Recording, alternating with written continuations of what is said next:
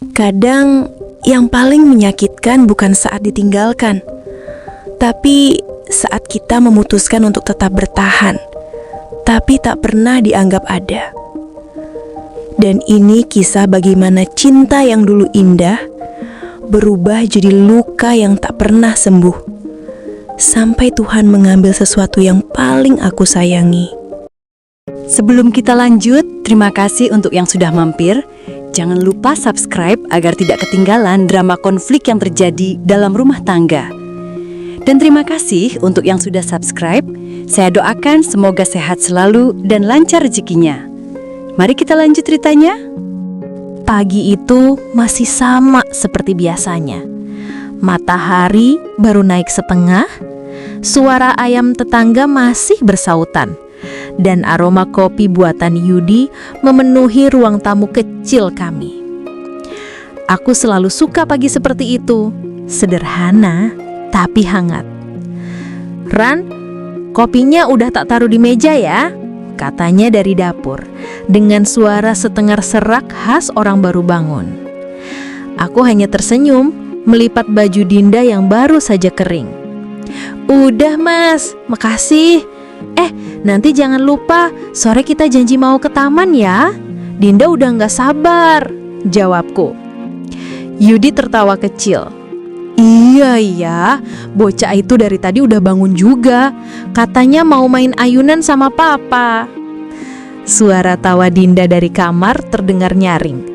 Papa, aku mau pakai sepatu pink ya." Itulah pagi-pagi yang paling kusuka. Tidak ada yang istimewa, tapi setiap detiknya terasa berarti. Rumah kecil kami memang tak besar, tapi bagiku setiap sudutnya penuh kenangan. Dari mulai dapur yang sempit, tapi selalu ramai dengan aroma masakan, sampai ruang tamu yang dindingnya aku hias sendiri dengan foto-foto kami bertiga, semua punya cerita.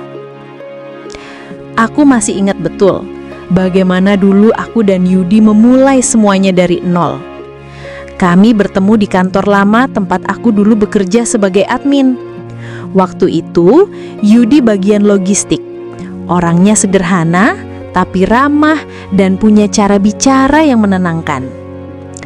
Aku bukan tipe perempuan yang gampang jatuh cinta, tapi entah kenapa, tiap kali dia datang ke mejaku hanya untuk menyerahkan dokumen, aku selalu merasa tenang. Kami dekat tanpa sadar. Dari sekedar tukar sapa, jadi sering makan siang bareng, lalu tiba-tiba mulai saling menunggu jam pulang kerja. Aku masih ingat malam pertama kali dia menyatakan perasaannya. Sederhana sekali. Kami duduk di taman dekat kantor, ditemani lampu jalan yang temaram. Dia bilang, "Aku nggak punya banyak hal yang bisa aku tawarkan, Ran. Tapi kalau kamu percaya, aku mau belajar jadi alasan kamu bahagia." Waktu itu aku cuma tertawa kecil, tapi di dalam hati aku yakin aku memang gak butuh kemewahan. Aku cuma butuh seseorang yang bisa diajak susah bareng, tertawa bareng, dan saling melindungi. Dan aku pikir aku menemukannya di diri Yudi. 2 tahun kemudian kami menikah. Semuanya terasa begitu indah. Meski pesta kami sederhana, tapi doa dari orang tua dan sahabat membuatnya terasa penuh berkah. Setelah menikah, kami tinggal di rumah kecil peninggalan orang tua Yudi di pinggiran kota Bekasi. Rumahnya mungil, tapi cukup untuk kami berdua. Beberapa bulan kemudian aku hamil. Masa-masa itu adalah masa paling hangat dalam hidupku. Yudi begitu perhatian. Setiap pulang kerja selalu bawakan buah atau susu. Kadang juga masak mie instan tengah malam kalau aku ngidam aneh-aneh. Dia bahkan sempat bikin catatan kecil di samping tempat tidur kami. Untuk Dinda, calon bayi kecil yang bikin papa belajar jadi orang sabar. Waktu itu kami belum tahu jenis kelamin bayi kami, tapi Yudi sudah menyiapkan nama Dinda dari awal. Katanya nama itu manis, lembut, dan terdengar penuh kasih sayang. Aku tertawa waktu itu. Loh, kalau ternyata anaknya laki-laki, gimana? Dia jawab sambil tersenyum.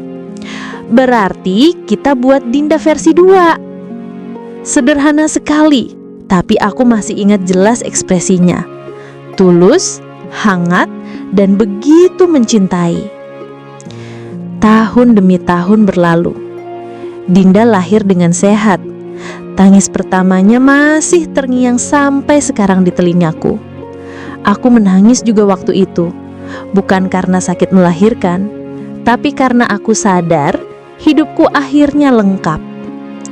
Yudi menggenggam tanganku di ruang bersalin dan berbisik, "Terima kasih Ran, kamu hebat." Setelah Dinda lahir, dunia kami berubah. Setiap hari ada saja hal kecil yang membuatku tersenyum. Dari tawa Dinda saat belajar tengkurap, sampai malam-malam panjang saat aku dan Yudi bergantian menenangkan tangisnya. Capek, iya. Tapi entah kenapa, semua terasa indah kalau dilakukan bersama. Aku masih ingat satu malam waktu Dinda baru bisa berdiri dengan pegangan. Yudi duduk di lantai, menatapnya sambil tertawa kecil. "Papa, Dinda bisa berdiri, nih lihat," seruku waktu itu dengan bangga. Dinda tertawa-tawa, tangannya gemetar menahan tubuhnya. Lalu jatuh. Aku panik, tapi Yudi malah tertawa. "Wajar Ran, namanya juga belajar. Kita dulu aja jatuh dulu, baru bisa jalan." Aku menatap wajahnya lama malam itu. Dan aku pikir, selama kami bisa tertawa seperti ini, aku tak takut apapun.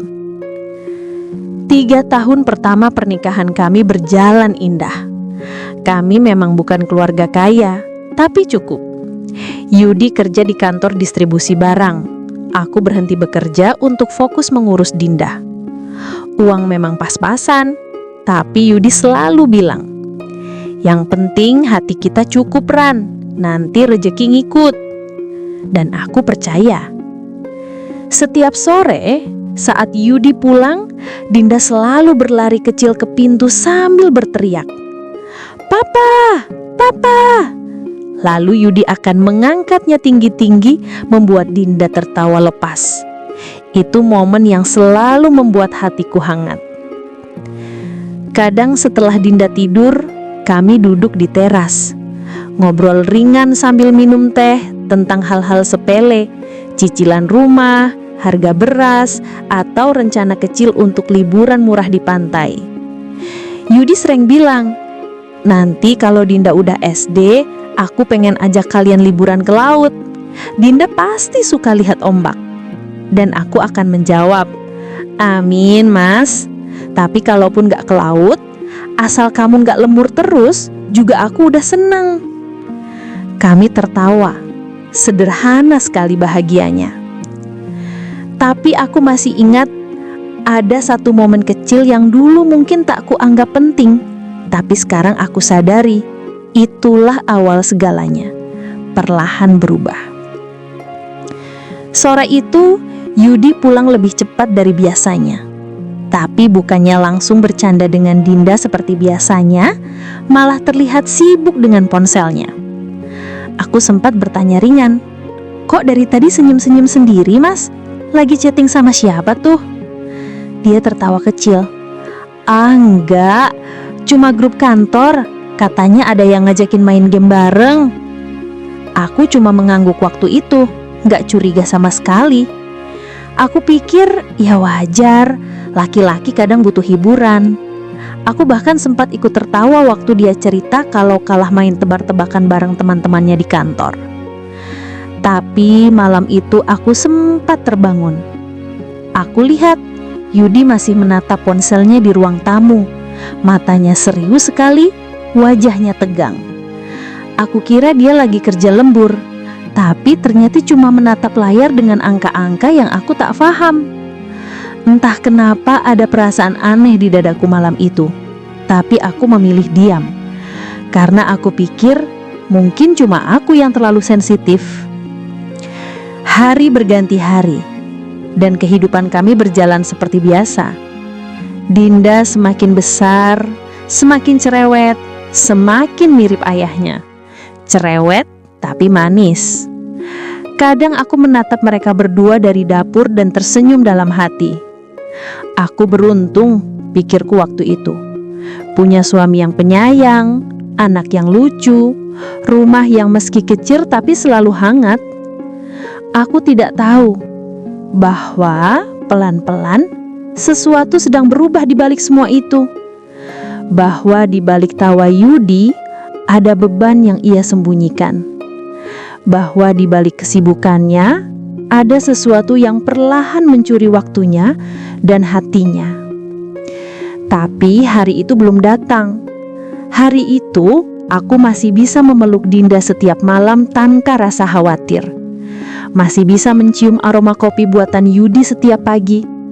Masih bisa tertawa bersama keluarga kecilku tanpa tahu bahwa sebentar lagi kebahagiaan itu akan diuji dengan cara yang tak pernah aku bayangkan. Awalnya aku tak sadar kalau pelan-pelan kebahagiaan kami mulai hilang sedikit demi sedikit. Semua terasa biasa saja. Sampai akhirnya yang biasa itu berubah jadi sesuatu yang menyakitkan. Yudi mulai sering pulang larut malam. Alasannya selalu sama. Ada lemburan, kerjaan kantor lagi padat. Dan aku, seperti kebanyakan istri lainnya, memilih percaya. Karena bagiku, percaya itu bagian dari cinta. Tapi entah kenapa, semakin hari, semakin sering dia bilang lembur, sementara penghasilannya tak juga bertambah. Bahkan uang belanja yang biasanya cukup, tiba-tiba sering berkurang. Awalnya aku berpikir mungkin ada kebutuhan kantor yang dia tanggung dulu. Tapi kemudian, tagihan listrik dan cicilan rumah mulai menumpuk. Dan wajah Yudi selalu berubah tegang setiap kali aku menyinggung soal itu. "Mas, ini tagihan bulan lalu belum dibayar ya?" Tanyaku suatu pagi, pelan-pelan supaya tidak memancing emosi. Yudi menatapku sebentar, lalu menjawab datar, "Iya Ran, nanti aku bayar, gajian masih minggu depan."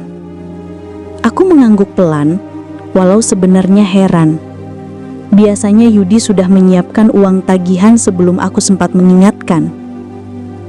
Sore itu aku mencoba menenangku sendiri. Mungkin memang kantornya sedang berat.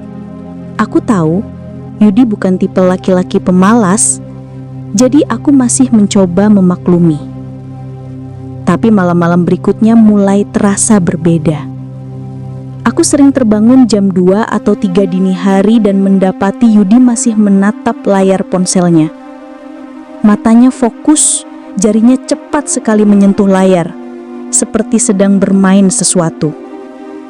Kadang ekspresinya tegang, kadang senyum sendiri, kadang mengumpat pelan, meski tidak kasar, tapi jelas dari wajahnya, dia sedang bermain sesuatu yang membuat emosinya naik turun. Aku sempat menegur halus, "Mas udah malam, tidur yuk, besok kan kerja." Dia hanya menjawab tanpa menatapku, "Iya bentar lagi Ran, lagi seru nih." Aku tertawa kecil waktu itu berpura-pura santai. "Seru apaan sih mas? Main game lagi ya?" "Ah iya, biar gak ngantuk aja." Aku tidak tahu bahwa malam-malam itulah awal dari kejatuhan rumah tangga kami. Pagi harinya, Yudi terlihat lelah, matanya sembab, wajahnya lesu. Aku buatkan kopi seperti biasa, berharap bisa sedikit membangkitkan semangatnya. Tapi responnya dingin. "Mas, kopinya udah tak buat ya?" Dia cuma menjawab singkat, "Iya, tar aja, masih ngantuk." Entah kenapa, pagi itu terasa begitu sunyi, tidak seperti dulu. Tidak ada sapaan hangat, tidak ada senyum, hanya diam. Dan aku benci diam yang seperti itu, karena dari diam, aku tahu ada sesuatu yang berubah. Hari-hari berikutnya perubahan itu makin terlihat. Dulu Yudi selalu menyapa Dinda sebelum berangkat kerja. Sekarang, kadang hanya melambaikan tangan dari pintu, bahkan tanpa mencium kening anaknya. Dinda sempat protes kecil, "Papa nggak peluk Dinda lagi." Aku hanya tersenyum menutupi rasa sesak. "Papa lagi buru-buru, Nak. Nanti sore ya." Padahal aku sendiri tak yakin apakah Yudi benar-benar akan pulang sore nanti. Dan benar saja, malamnya jam menunjukkan pukul 11, tapi Yudi belum pulang. Aku menatap layar ponselku, mengetik pesan yang akhirnya ku hapus lagi. "Mas, kamu di mana? Udah makan belum? Dinda nanyain kamu." Sampai akhirnya hanya menulis satu pesan, "Hati-hati di jalan, Mas." Dan dia tak membalas. Aku tidak tahu harus cerita ke siapa. Kadang aku ingin mengadu ke ibu, tapi aku takut ibu khawatir. Aku ingin curhat ke teman, tapi aku malu. Karena di luar sana, semua orang masih melihat kami sebagai keluarga yang bahagia. Di foto-foto media sosial, kami masih terlihat tersenyum. Tapi yang tidak mereka lihat adalah air mata yang jatuh setelah kamera mati. Beberapa minggu kemudian, hal yang paling aku khawatirkan terjadi. Uang belanja benar-benar habis. Aku mencoba menahan diri untuk tidak menanyakan, tapi Dinda butuh susu dan aku tidak bisa diam. Sore itu, aku menunggu Yudi pulang.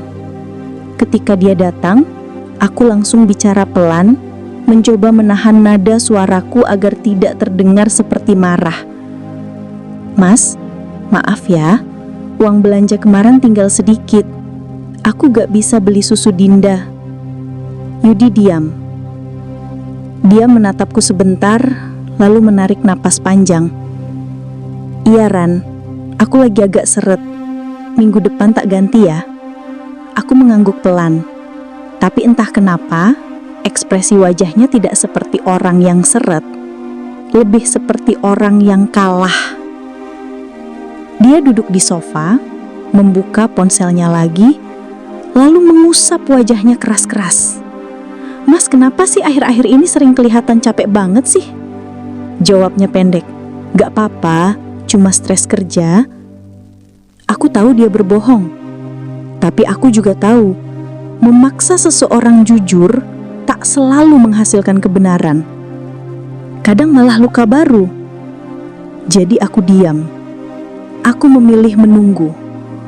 Mungkin nanti, kalau dia sudah siap, dia akan cerita. Tapi hari itu tak pernah datang. Yang datang justru serangkaian tanda yang membuat hatiku makin hancur. Suatu malam, aku sedang mencuci piring ketika ponsel Yudi berbunyi di meja makan. Notifikasinya muncul sekilas di layar. Tulisan kecil bertuliskan, "Saldo sudah masuk. Main lagi yuk bro." Aku terdiam. Jantungku berdetak cepat, tanganku gemetar. Aku tak pernah melihat pesan seperti itu sebelumnya. Aku pandangi layar itu lama, sambil menahan napas. Tanganku gemetar. Hatiku seperti ditusuk perlahan. Bukan karena uang yang hilang, tapi karena aku sadar Yudi bukan lagi orang yang sama. Malam itu aku mencoba bicara lagi. "Mas, aku tahu kamu main judi online." Yudi langsung menatapku tajam. "Kamu ngapain buka laptop aku?" Aku menggeleng pelan. "Aku gak sengaja, Mas. Tapi aku mohon, berhenti ya. Demi Dinda, demi kita." Dia diam lama, lalu berkata dengan nada getir, "Ran, kamu gak ngerti. Aku cuma mau dapat tambahan. Aku capek jadi orang pas-pasan terus." Aku menatapnya sambil menahan air mata. "Mas, aku juga capek. Tapi lebih capek lagi kalau harus kehilangan kamu. Aku gak butuh kaya. Aku cuma butuh rumah yang tenang." Dia tak menjawab. Dia hanya pergi ke kamar dan menutup pintu. Dan sejak malam itu, jarak antara kami benar-benar mulai terasa nyata. Dari malam-malam penuh canda menjadi malam penuh hening.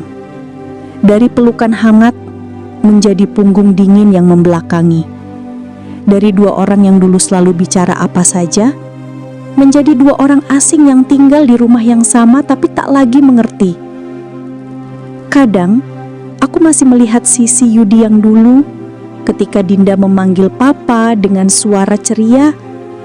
Wajahnya masih sempat tersenyum. Tapi senyum itu hanya sebentar. Setelah itu, dia kembali menatap layar ponselnya lagi seolah dunia di dalam sana lebih menarik dari dunia nyata yang menunggunya di meja makan. Kadang aku berpikir, mungkin ini cuma fase. Mungkin nanti Yudi akan sadar, seperti dulu dia sadar waktu aku ngambek pertama kali karena lupa ulang tahun. Tapi entah kenapa kali ini rasanya berbeda. Ada sesuatu yang lebih dalam dari sekedar lupa atau lelah. Ada sesuatu yang membuat Yudi benar-benar berubah. Dan aku tidak tahu bagaimana harus menyembuhkannya. Yang aku tahu, malam demi malam, aku makin sering berdoa sambil menatap wajah Dinda yang sedang tidur. Aku mencium keningnya, berbisik pelan. Nak, doain Papa ya. Semoga Papa cepat pulang. Bukan cuma ke rumah, tapi ke hati kita lagi. Dan disitulah babak baru dalam hidupku mulai. Bukan lagi tentang cinta, tapi tentang kesabaran. Bukan lagi tentang kebahagiaan. Sejak malam itu, kehidupanku mulai berubah pelan-pelan. Bukan karena badai besar yang datang tiba-tiba, tapi karena gerimis kecil yang lama-lama mengikis segalanya. Awalnya, Yudi masih suka pamit. Main ke rumah temen, Ran, cuma sebentar. Tapi sebentar itu lama-lama berubah jadi entah kapan pulang. Dan aku hanya bisa menunggu dengan hati yang makin hari makin hampa. Pagi-pagi, aku tetap bangun lebih awal, menanak nasi, menyiapkan seragam Dinda, dan menyeduh kopi yang kini selalu dingin sebelum sempat disentuh. Kadang, aku masih bikin 2 gelas, seperti dulu. 1 buatku, 1 buat Yudi. Tapi, gelas itu selalu tetap penuh sampai siang. "Mama, Papa kemana sih? Kok nggak sarapan bareng kita lagi?" tanya Dinda suatu pagi sambil menatap kursi kosong di meja makan. Aku cuma senyum kecil, menahan perih di dada. "Papa kerja sayang, biar Dinda bisa beli buku baru nanti." Padahal, aku tahu betul, Yudi bahkan sudah jarang benar-benar kerja. Pekerjaannya mulai berantakan sejak ia mengenal judi online itu. Awalnya cuma main iseng katanya. Lagi santai, main bentar biar seru. Tapi makin lama, Yudi bukan lagi orang yang dulu aku kenal. Setiap malam, suara tawa Yudi dulu yang hangat, kini digantikan dengan bunyi klik ponsel yang tak berhenti. Kadang, dia terlihat senang, tapi lebih sering kesal, murung, lalu diam lama. "Kalah lagi ya bang?" tanyaku suatu malam dengan hati-hati. "Gak usah ikut campur deh Ran, aku tahu apa yang aku lakuin," jawabnya cepat, bahkan tanpa menatapku. Sejak saat itu, aku belajar menelan pertanyaanku sendiri, belajar diam, bahkan ketika hatiku ingin berteriak. Aku mulai menyadari, judi itu bukan sekedar permainan.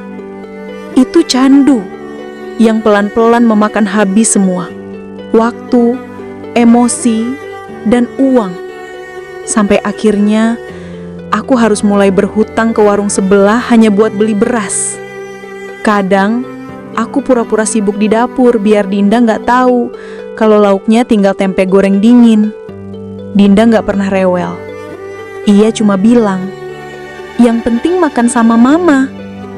Dan entah kenapa, kalimat sesederhana itu bisa bikin mataku panas setiap kali ku dengar. Suatu siang, aku nekat buka dompet Yudi saat dia tertidur di ruang tamu. Aku cuma ingin tahu seberapa parah sebenarnya keadaan kami. Dan yang kutemukan adalah secarik kertas nota transfer judi online. Jumlahnya hampir separuh dari gajinya bulan itu. Tanganku gemetar. Aku menatap wajahnya yang tertidur dan rasanya asing sekali. Dulu, wajah itu yang selalu aku lihat penuh semangat. Sekarang, kosong, pucat, letih. Tapi entah kenapa, hatiku masih berkata, dia cuma lagi salah jalan. Nanti juga sadar. Aku masih ingin percaya. Tapi waktu berjalan dan keajaiban yang aku tunggu tak pernah datang.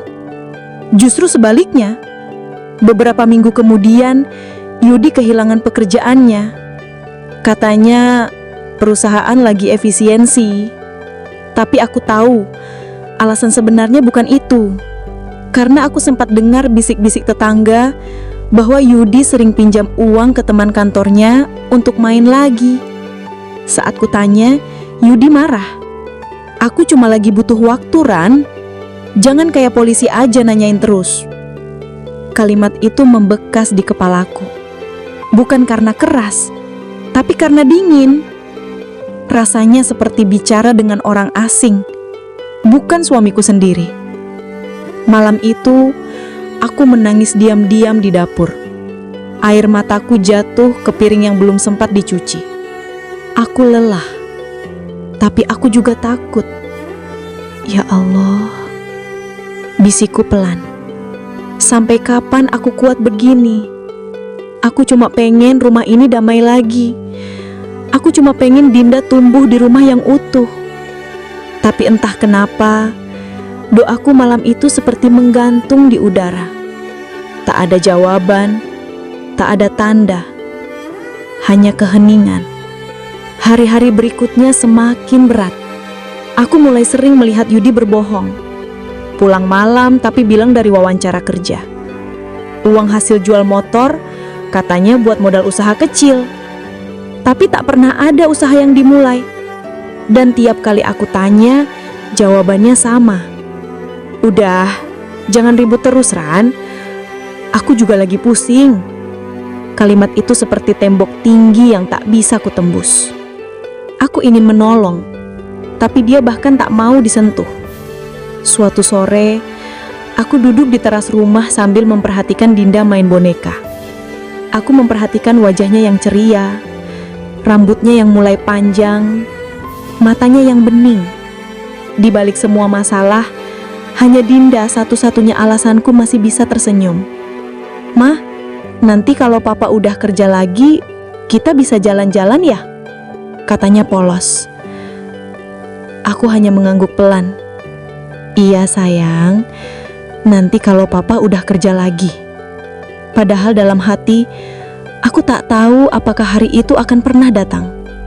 Aku mulai menulis di buku catatan kecil setiap malam tentang rasa takutku, kecewaku, dan sedikit harapan yang tersisa.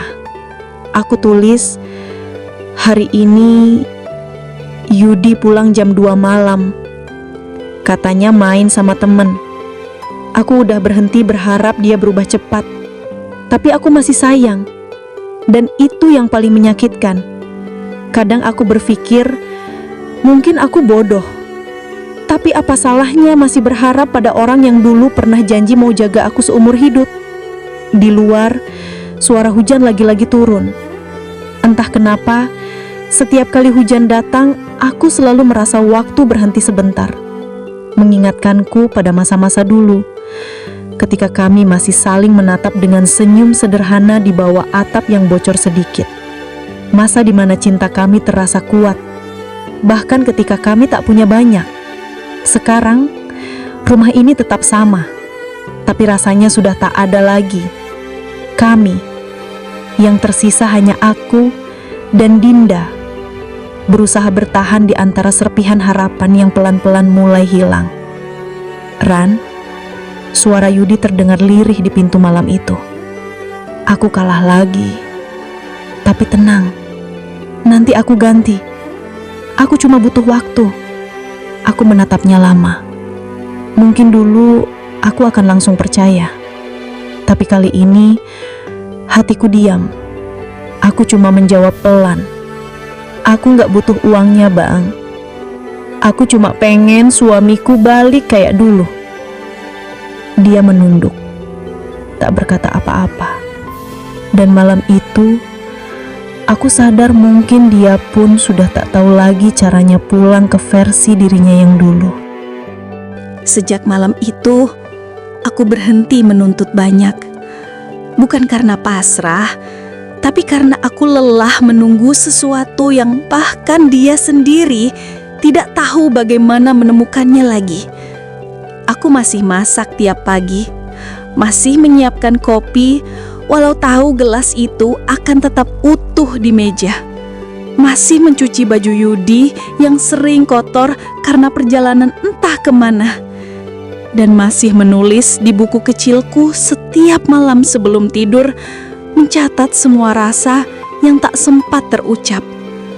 Hari-hariku seperti pengulangan dari mimpi buruk yang tak selesai. Pagi menyiapkan Dinda sekolah, siang bekerja sambilan menjahit baju tetangga, malam menunggu Yudi yang jarang pulang. Kadang aku merasa seperti hidup dalam dua dunia. Satu dunia di mana aku masih berusaha terlihat tegar di depan anakku, dan satu dunia lain tempat aku diam-diam menangis sampai tertidur. "Mama, kok kurusan?" tanya Dinda suatu sore. Aku tersenyum kecil. "Mama cuma capek, sayang." "Kalau Mama capek, biar Dinda yang pijitin." Tangan kecilnya menepuk-nepuk punggungku pelan. Dan di situ aku sadar, sekecil apapun tubuhnya, Dinda sudah belajar menguatkanku saat ayahnya justru makin sering meninggalkanku. Suatu malam, Yudi pulang dengan mata sembab. Dia duduk di ruang tamu, menatap kosong ke lantai. "Aku kehilangan motoran," katanya lirih. "Dijual?" tanyaku pelan. "Enggak, digadaikan. Tapi nanti aku tebus, cuma butuh waktu." Aku tak berkata apa-apa. Aku tahu butuh waktu itu cuma cara halus untuk bilang aku kalah lagi. Hatiku ingin marah, tapi bibirku diam. Karena aku tahu kalau aku marah pun semua tak akan berubah. Yang ada hanya tambah jauh. Malam itu aku memeluk Dinda lebih erat dari biasanya. Dia sudah tertidur, tapi aku tetap menatap wajahnya lama sekali. Dalam hati aku berkata, "Maafin Mama ya nak, Mama gak bisa kasih kamu rumah yang tenang." Beberapa hari kemudian, tetangga mulai berbisik. Ada yang bilang Yudi sering nongkrong di warung kopi sampai pagi, main HP sambil sesekali teriak kesal. Ada juga yang bilang dia pinjam uang lagi ke teman lama. Aku tak ingin percaya, tapi aku tahu semua itu benar. Karena malam-malamnya semakin panjang dan wajahnya semakin asing. Kadang aku berusaha pura-pura tidur saat dia datang, biar tak perlu berpura-pura baik-baik saja di depan orang yang makin hari makin jauh. Tapi kadang Yudi malah duduk di tepi ranjang, menatapku sebentar, lalu berbisik, "Aku janjiran, abis ini aku berhenti. Aku ingin percaya." Tapi janji itu sudah terlalu sering ku dengar, sampai rasanya seperti gema kosong di ruangan yang sama setiap malam. Hari-hari berikutnya, kondisi keuangan makin parah. Listrik hampir diputus, air sering macet karena telat bayar. Aku mulai menjual perhiasan kecil, cincin pernikahan, kalung pemberian ibu, semua demi menutupi kekosongan yang ditinggalkan oleh kebiasaan Yudi. Tapi anehnya, aku masih terus bertahan, entah karena cinta atau karena takut. Takut kalau aku pergi, Dinda kehilangan sosok ayahnya sepenuhnya. Ya Allah, kalau aku salah karena terus berharap, ampuni aku. Begitu doaku hampir setiap malam. Aku cuma gak mau Dinda ngerasain kehilangan yang terlalu cepat. Sampai akhirnya, sebuah kejadian kecil membuat aku benar-benar sadar bahwa cinta yang kupertahankan selama ini mungkin sudah tak punya tempat. Hari itu, Yudi datang ke rumah dengan wajah sumringah. "Aku menang besaran. Lihat, aku dapat 2 juta," katanya sambil mengeluarkan uang tunai dari saku. Matanya berbinar, seolah baru menaklukkan dunia. Tapi alih-alih ikut senang, aku malah terdiam. Aku lihat tangannya bergetar, matanya lelah. Aku tahu uang itu bukan kemenangan, tapi jebakan. "Bang," suaraku bergetar. "Berapa kali harus kalah dulu, baru Bang sadar kalau ini nggak bener?" Dia terdiam, lalu tertawa hambar. "Kali ini beda, Ran. Kali ini aku bakal bener-bener berhenti. Aku udah buktiin kan?" Aku ingin menjawab, tapi yang keluar hanya air mata. Malam itu, aku tak bisa tidur. Aku memandangi uang 2 juta itu yang diletakkan Yudi di meja. Aku pikir mungkin ini kesempatan terakhir untuk memperbaiki segalanya. Tapi besoknya, uang itu hilang. "Uangnya mana, Bang?" tanyaku dengan nada bergetar. "Aku main lagi, cuma dikit, biar nambah." "Nambah?" "Iya, nambah kalah." Aku menatapnya lama sekali. Sampai akhirnya, aku hanya bisa berkata pelan, "Yang hilang bukan cuma uangnya, Bang, tapi hatiku juga." Dia diam.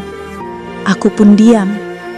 Dan malam itu, keheningan terasa lebih menyesakkan daripada pertengkaran apapun.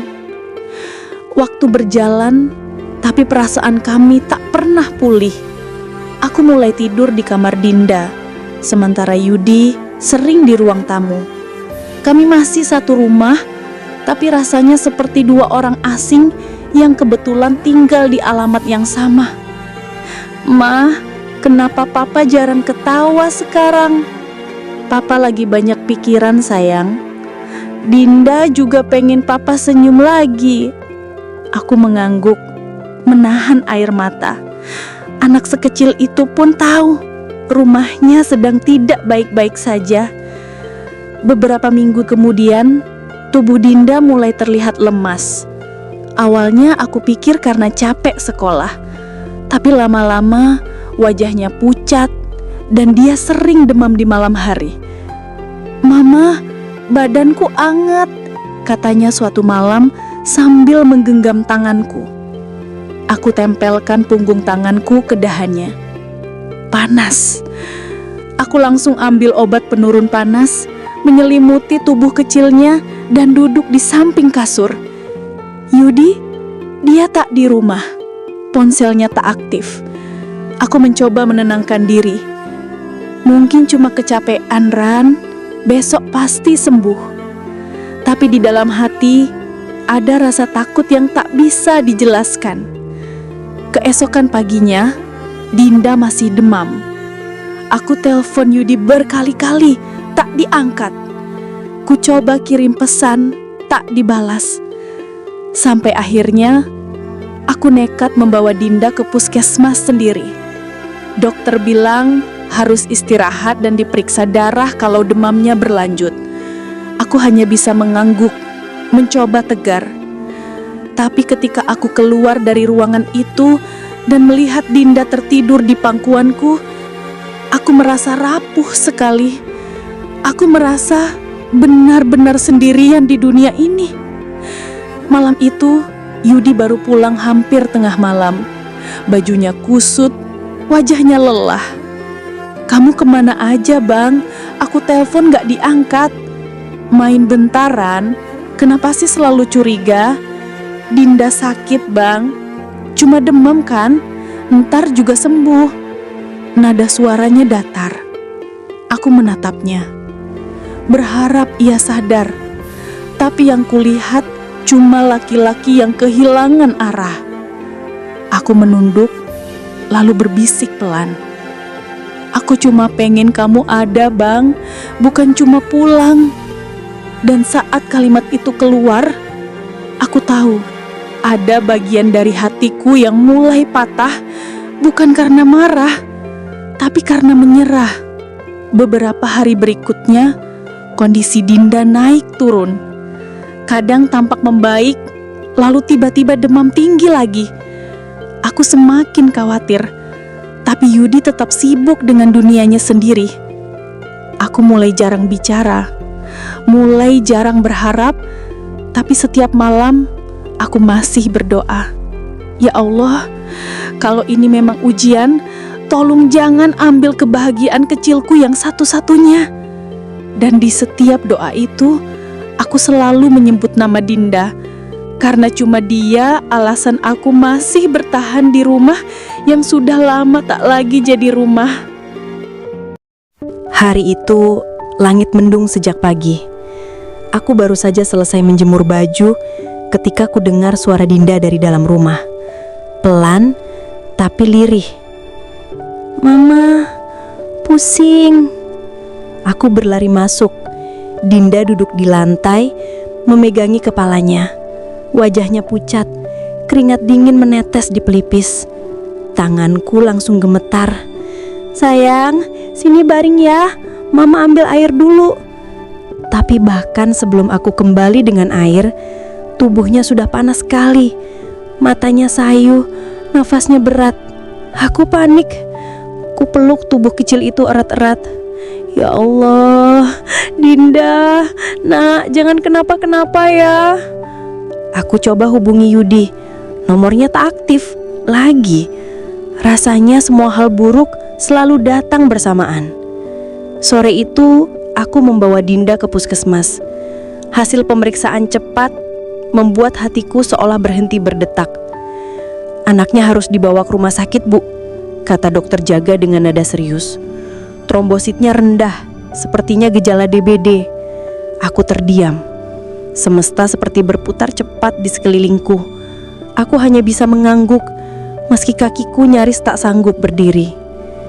Di rumah sakit, mereka langsung memasang infus di tangan kecilnya.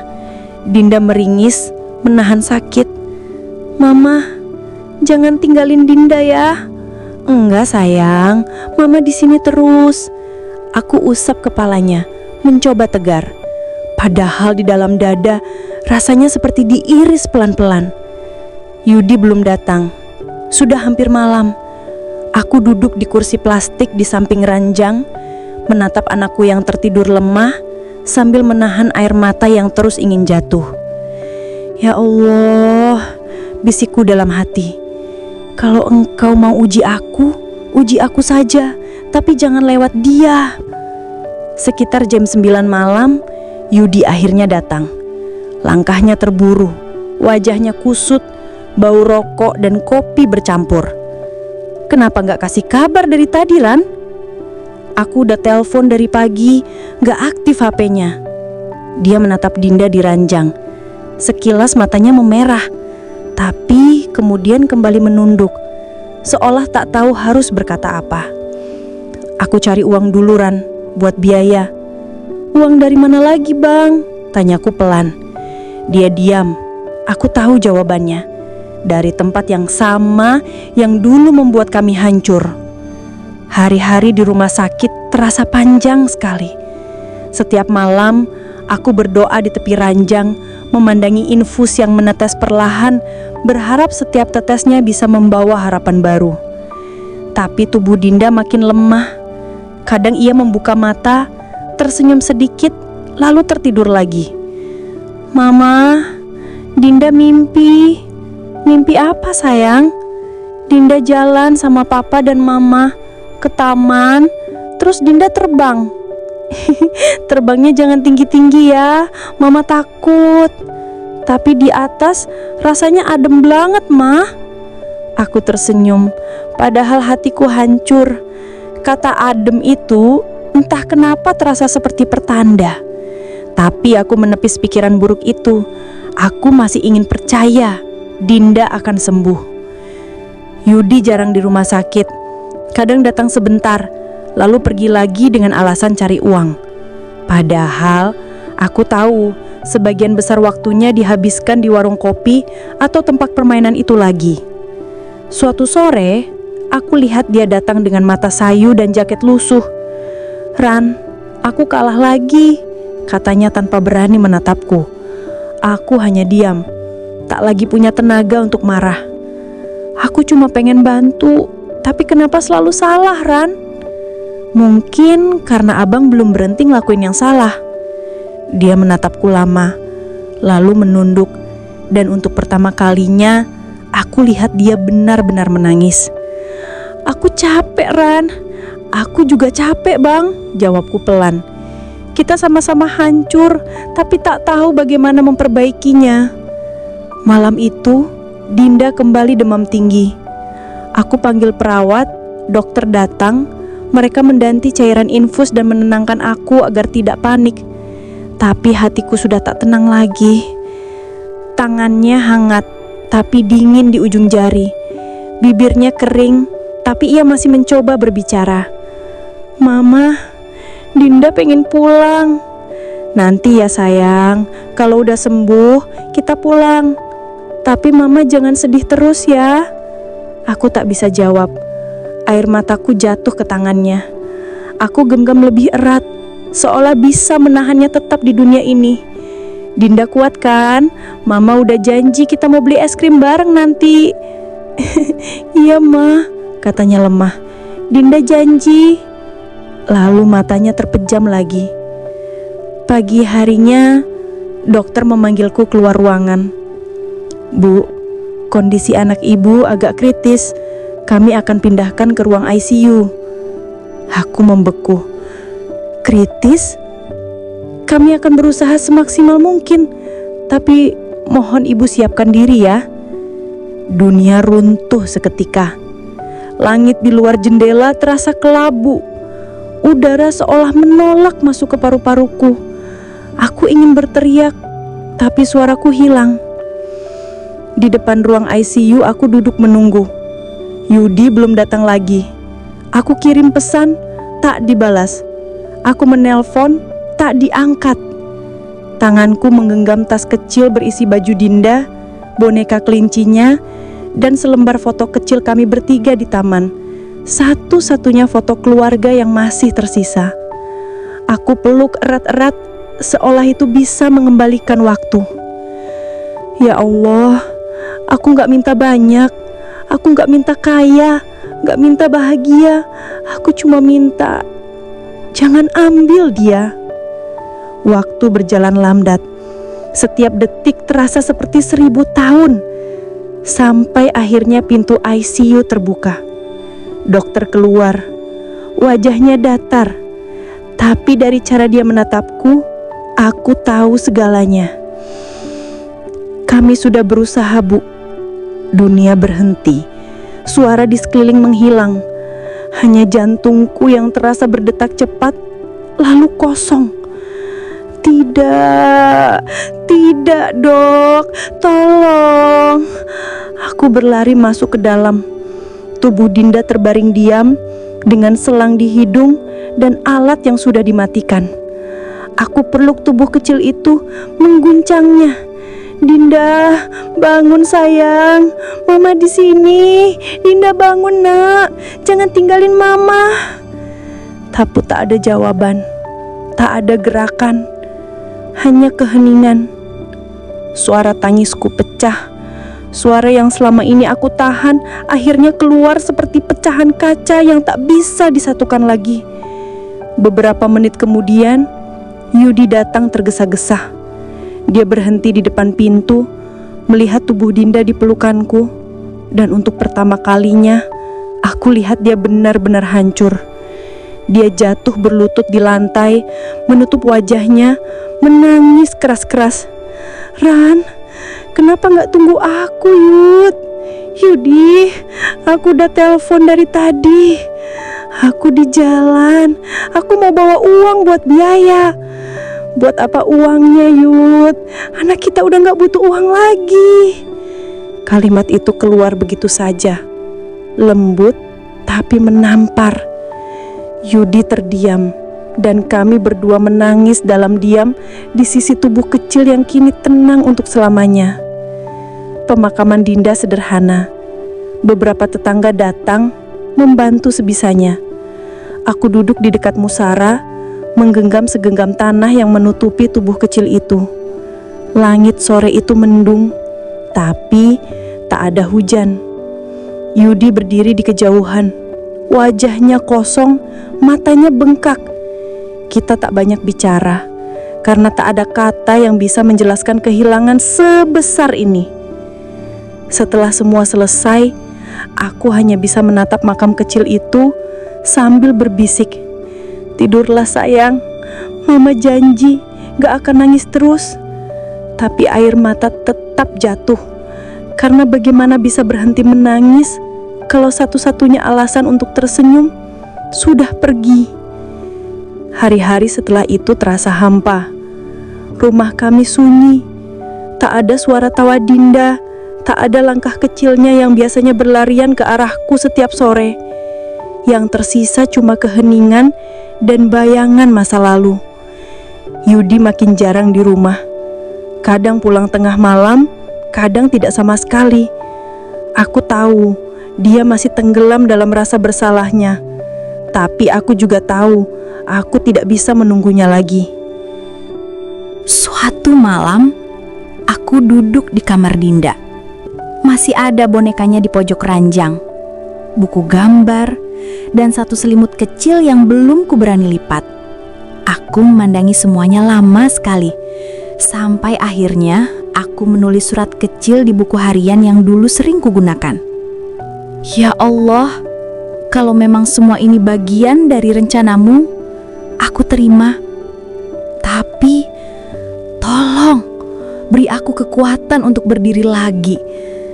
Aku gak mau mati sebelum benar-benar hidup. Pagi itu, aku berkemas. Bukan banyak, hanya beberapa baju, buku catatan, dan foto Dinda. Yudi pulang saat aku sedang menata tas. "Kamu mau kemana?" Suaranya serak. Aku menatapnya. Lama sekali. Aku gak tahu. Yang aku tahu, aku harus pergi. Kalau aku di sini terus, aku ikut mati. Dia menatapku dengan mata merah. "Ran, jangan pergi. Aku bisa berubah. Dulu aku percaya itu, Bang. Tapi sekarang aku cuma pengen selamat." Dia mendekat, mencoba menggenggam tanganku. Tapi aku mundur selangkah. Aku gak benci Abang, tapi aku juga gak bisa terus di rumah yang cuma penuh penyesalan. Aku ambil tas, menatapnya sekali lagi. "Jaga diri, Bang." Dan untuk pertama kalinya sejak lama, aku melangkah keluar rumah tanpa menoleh ke belakang. Langit cerah hari itu. Mungkin semesta memang tahu badai di dalam diriku akhirnya mereda. Aku berjalan perlahan sambil membawa tas kecil di pundak dan buku harian di tangan. Setiap langkah terasa berat, tapi juga ringan. Berat karena meninggalkan segalanya, ringan karena aku akhirnya memilih diriku sendiri. Di halte kecil dekat ujung jalan, aku membuka halaman terakhir buku harian itu. Menulis kalimat yang mungkin akan terus kuingat seumur hidupku. Cinta bukan tentang bertahan sekuat mungkin, tapi tentang tahu kapan harus berhenti sebelum semuanya hancur tak tersisa. Dan saat angin sore berhembus lembut, aku tersenyum. Untuk pertama kalinya setelah sekian lama, aku benar-benar bisa bernafas lagi. Hari pertama aku meninggalkan rumah rasanya aneh. langkah-langkahku seperti belum percaya kalau benar-benar melangkah menjauh. Setiap suara di jalan seolah memanggil-manggil namaku. Tapi aku terus jalan, sampai akhirnya tiba di rumah seseorang yang selama ini jadi tempat terakhir yang bisa aku sebut aman.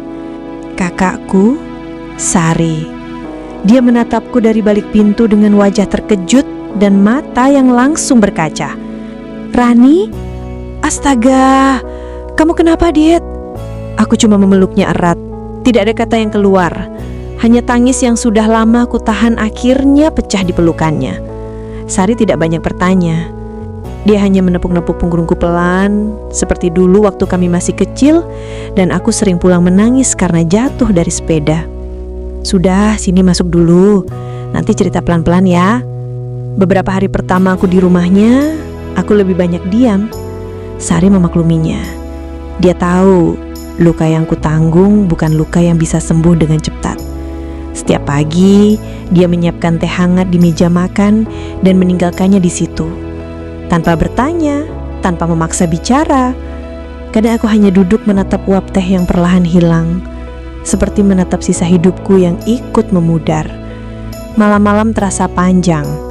Aku sering terbangun di tengah malam karena mimpi. Mimpi Dinda memanggilku dari jauh. Kadang dia tersenyum, kadang hanya berdiri diam sambil melambaikan tangan. Setiap kali terbangun, aku menangis tanpa suara. "Nak, Mama rindu.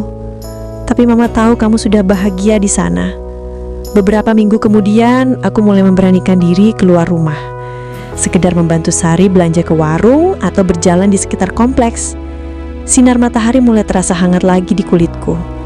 Meski masih ada hari-hari di mana aku kembali menangis tanpa sebab, tapi setidaknya aku sudah mulai belajar bernafas tanpa rasa sakit yang terlalu menusuk. Sari kadang menggoda, "Dek, kalau terus di rumah aja, kamu bisa sakit sendiri. Coba bantu aku jualan online yuk, lumayan bisa ngisi waktu." Awalnya aku ragu. Aku bukan tipe yang paham teknologi, tapi aku butuh sesuatu untuk mengalihkan pikiranku. Akhirnya aku belajar sedikit demi sedikit. Sari memperkenalkan aku pada beberapa temannya yang berjualan produk kecantikan dan peralatan rumah tangga. Dari situ, aku mulai menjadi afiliator kecil-kecilan, menawarkan barang di grup-grup ibu rumah tangga, menjawab chat pelanggan, mengatur pesanan. Pekerjaan sederhana itu pelan-pelan memberiku ruang untuk merasa berguna lagi. Ada perasaan kecil yang tumbuh setiap kali ada orang bilang, "Terima kasih ya Mbak Rani, barangnya bagus." Mungkin beginilah caranya Tuhan menyembuhkan. Tidak sekaligus, tapi pelan, lewat hal-hal kecil yang kita tidak sadari. Namun, luka yang dalam tak pernah benar-benar hilang. Kadang saat aku sedang sibuk bekerja, ada suara notifikasi yang membuatku teringat pada suara HP Yudi. Dulu, setiap kali dia main judi online, bunyinya mirip, dan dadaku langsung terasa sesak lagi. Suatu sore, saat aku sedang menulis catatan pesanan, tiba-tiba ada ketukan di pintu. Aku pikir itu kurir, tapi saat aku buka, hatiku langsung bergetar. Yudi!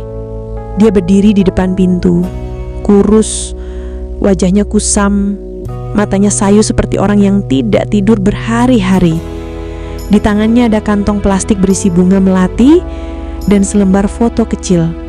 Foto aku, dia, dan Dinda di taman. "Ran," suaranya parau. Aku terdiam. "Boleh aku masuk?" Aku tidak langsung menjawab. Rasanya sulit sekali menatapnya. Terlalu banyak kenangan yang berputar di kepalaku. Dari masa kami tertawa bersama, hingga masa aku menangis sendirian menunggu dia pulang. Akhirnya, aku hanya melangkah pelan ke samping, memberi jalan.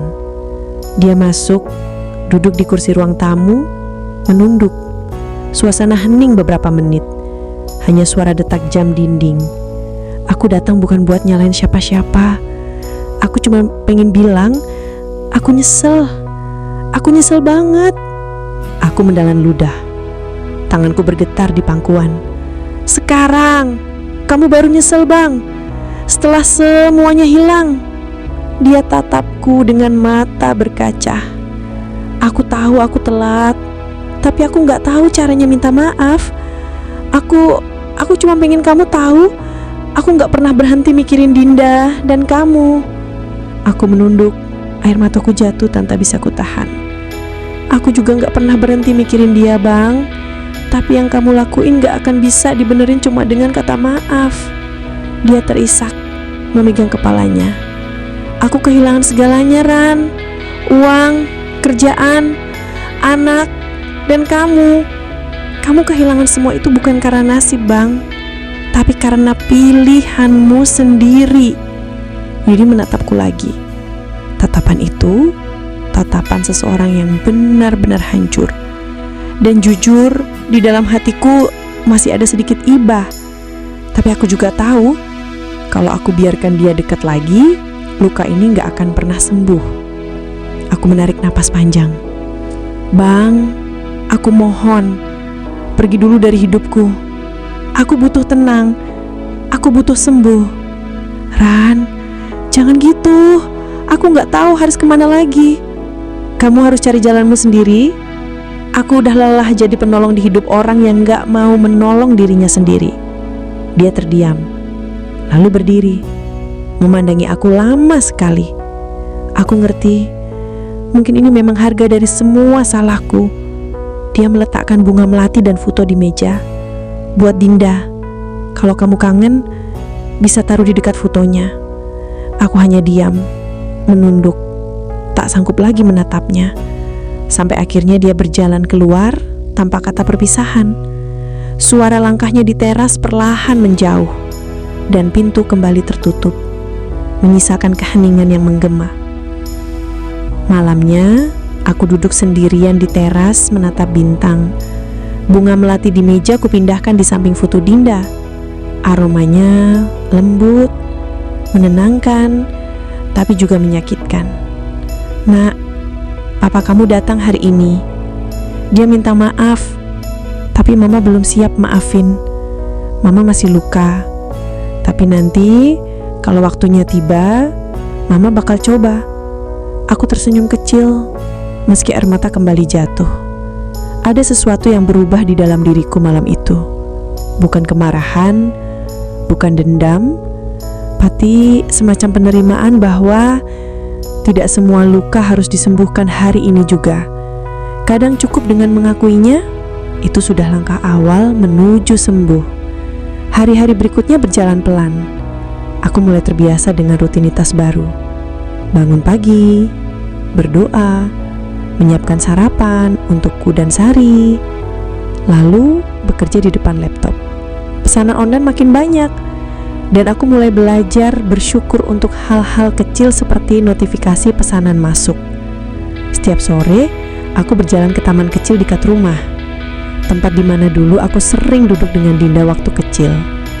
Sekarang aku datang sendiri, membawa buku catatan dan pena.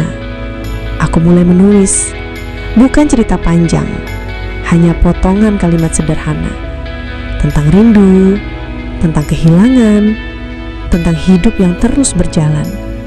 Kadang aku menulis surat untuk Dinda. Dinda sayang, mama masih belajar tersenyum tanpa kamu di sini. Kadang susah, tapi mama tahu kamu pasti pengen lihat mama kuat. Setiap kali selesai menulis, rasanya seperti berbicara langsung dengannya. Dan setiap kali selesai menulis, ada perasaan damai yang perlahan menenangkan dada. Waktu berjalan, bulan berganti. Luka yang dulu terasa seperti jurang kini mulai menjadi parut. Masih ada bekasnya, tapi tidak lagi berdarah. Aku mulai tersenyum lagi pada hal-hal kecil. Pada aroma hujan sore, pada suara burung di pagi hari, pada teh hangat buatan Sari. Aku belajar bahwa bahagia tidak selalu berarti melupakan, tapi menerima bahwa semua yang terjadi memang harus terjadi. Karena aku masih melihat bayangan Dinda di taman, berlari kecil sambil tertawa. Dan aku tersenyum. Mainlah sepuasnya di sana, nak. Mama di sini sudah nggak apa-apa. Tapi setiap malam tiba, ketika lampu rumah mulai redup, kesunyian selalu datang mengetuk hati. Aku masih sering menatap langit, bertanya pada Tuhan dalam diam.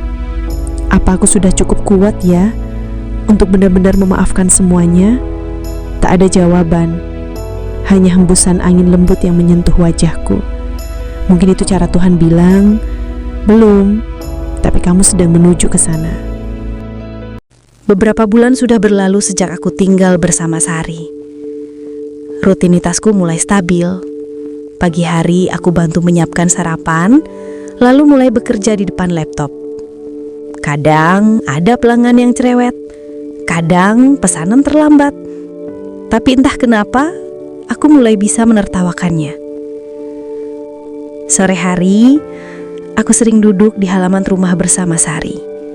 Kami berbagi cerita ringan sambil menyeruput teh hangat. Tawa Sari menjadi salah satu hal yang paling kurindukan selama ini. "Kamu udah mulai bisa senyum lagi, Dik," katanya suatu sore. "Dulu, waktu pertama datang, wajah kamu pucat kayak gak punya tenaga hidup."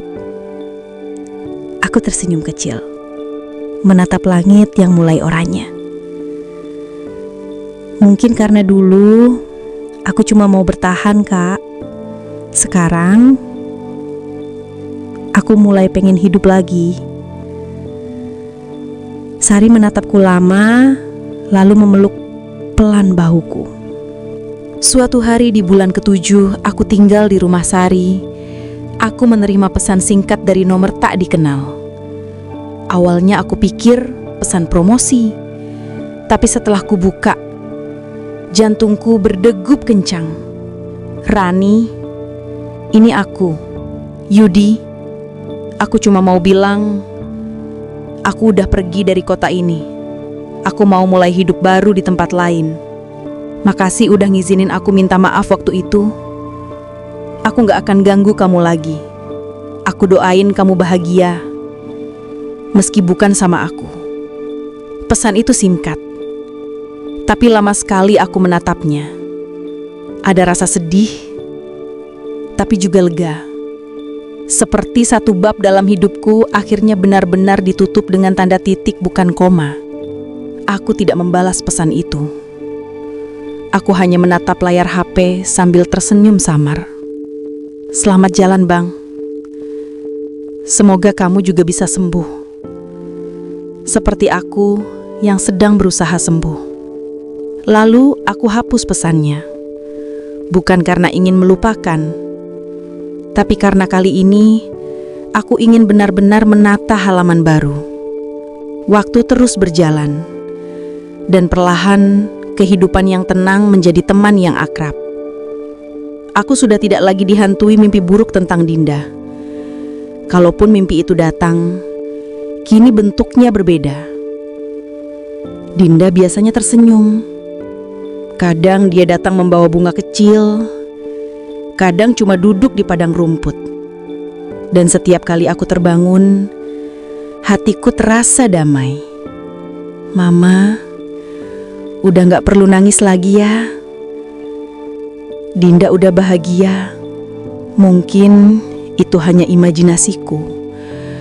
Tapi aku ingin percaya itu adalah caranya berpamitan dengan lembut." Pesan moral dari cerita ini adalah, kadang cinta tidak selalu datang untuk menetap. Ada cinta yang hanya mampir untuk mengajarkan arti kehilangan. Ada luka yang muncul hanya untuk menumbuhkan keberanian. Dan ada perpisahan yang justru membuka pintu menuju kedamaian. Karena hidup bukan tentang seberapa lama kita bisa bersama, tapi seberapa tulus kita belajar menerima meski harus sendirian. Dan seperti lilin kecil di meja itu, meski apinya kecil dan mudah padam, tapi cahaya yang pernah ia berikan akan tetap hidup bahkan setelah gelap menelan semuanya.